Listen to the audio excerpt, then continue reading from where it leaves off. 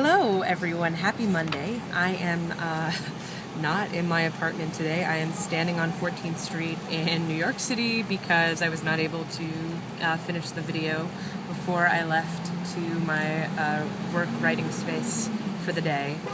But appropriately, I want to address some things about the workspace. I've been in conversations with a viewer about struggles she's been having at work, where coworkers were talking a lot about body image and food intake and trying to do like a dieting challenge, and it was triggering and difficult, and also some of those negative comments were projected on her, and again, not like really about her, clearly about her boss and coworkers and their issues.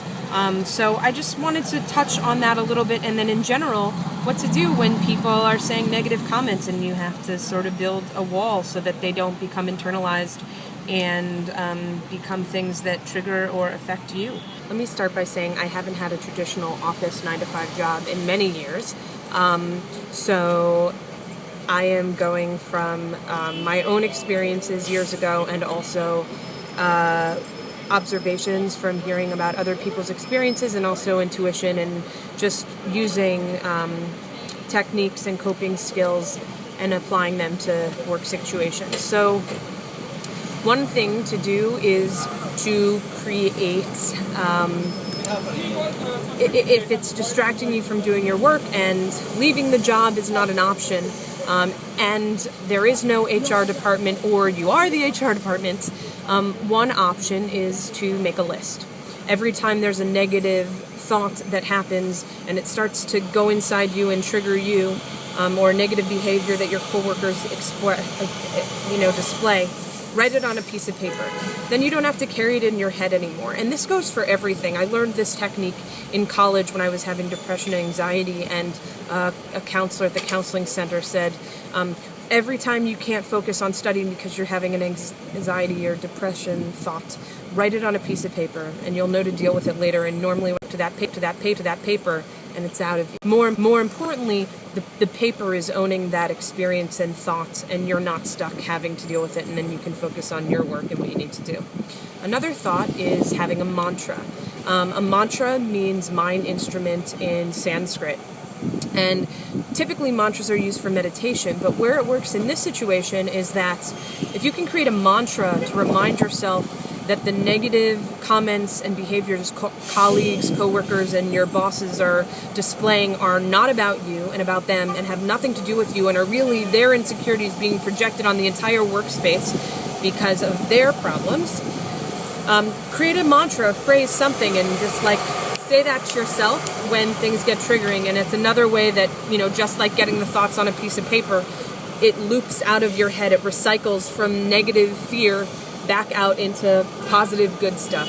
Another idea is obviously confrontation and confronting your coworkers and colleagues and letting them know. I recognize sometimes that can make office space tense, or create, or maybe at worst jeopardize your job.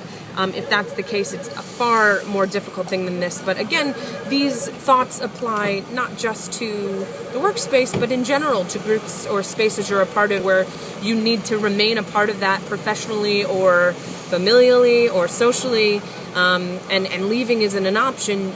There are other ways to. My mom always says you can change your response. You can't change someone's behavior, but you can change your response to them. And that's a big thing here, is changing the response. Another thing is just to have a friend that you go to during the day, whether they are in the office or outside of the office, just building a support system and buddy system. I know that I've done that in difficult work situations, and that's been really, really helpful. And then in general, applying this to the outside world, it's so important to speak up for ourselves, to speak up for each other. When we see really triggering and challenging and negative body speak, food speak, diet speak happening that upsets us, or we know or feel is problematic, we can only change the culture when we start speaking up about it to each other, to ourselves, and validating each other that, that behavior, that thought process is negative and triggering and not healthy. I know a lot of offices that do like losing weight challenges, and a lot of that has been in TV shows about offices and in real life, and that can get really triggering and problematic. And when you're at a workspace all day long, every day of the week, that can be really, really hard. So don't be afraid to radically challenge that, and let it become an office conversation and not just an expectation, right? We shift expectations with conversations, with communication, with dialogue, and challenging those. I can't think of a synonym for expectation at the moment, but you know what I mean. So I hope that's helpful, and being that it's Monday, I hope everyone has a wonderful work week, whatever it is you do or do not do, work, play, all of it. It's important that we check in with ourselves however we spend our time. So thank you.